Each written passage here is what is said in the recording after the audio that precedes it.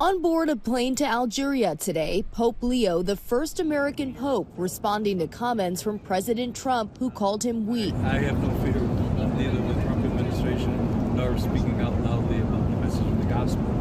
And that's what I believe I am called to do, what the church is called to do. President Trump making the comments on Truth Social, saying, "I don't want a pope who thinks it's okay for Iran to have a nuclear weapon, and I don't want a pope who criticizes the president of the United States."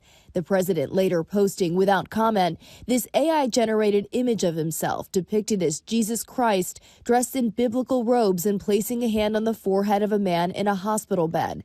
In recent weeks, the Pope has criticized the war in Iran and called for peace in the Middle East.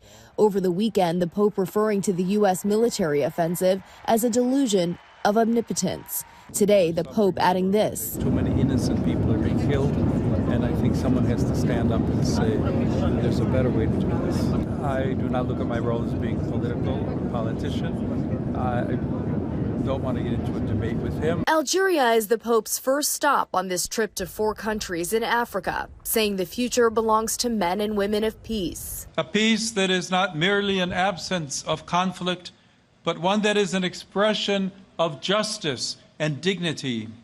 Trump ally Bishop Robert Barron of Minnesota says the president owes the Pope an apology, calling the comments inappropriate and disrespectful.